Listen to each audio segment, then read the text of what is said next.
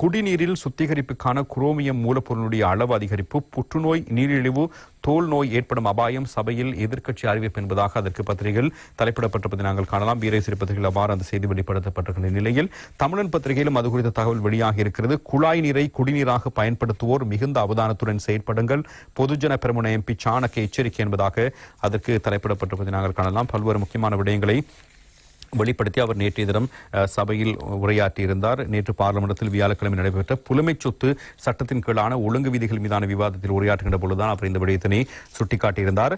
நாட்டு மக்களுடைய உயிரை பலியெடுக்கும் வகையில் இடம்பெறவுள்ள செயற்பாடுகள் தொடர்பில் சபைக்கு குறிப்பிடுகிறேன். நாட்டு மக்களில் பெரும்பாலானோர் குழாய் நீரையே பிரதான குடிநீராக பயன்படுத்துகிறார்கள்.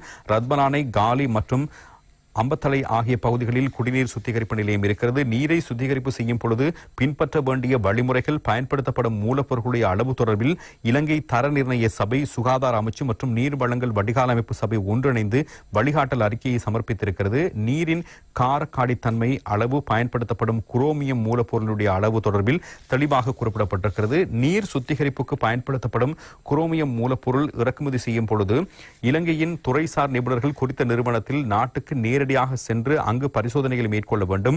மூலப்பொருள் இறக்குமதி செய்யப்பட்டதன் பின்னர் அவை இலங்கையினுடைய ஆய்வுக்கூடங்களில் பரிசோதிக்கப்பட வேண்டும்.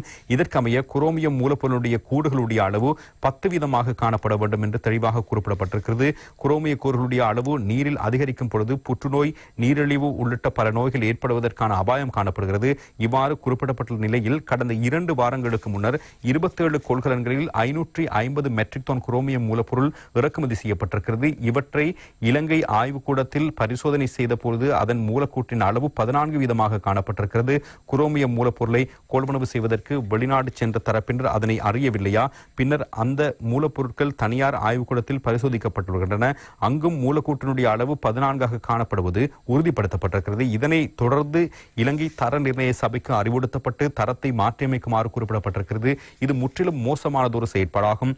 இந்த முறையற்ற செயற்பாட்டுக்கு அரசாங்கம் எவ்வாறு இடமளித்தது? குடிநீரை பயன்படுத்துபவர்கள் அவதானத்துடன் செயற்பட வேண்டும்.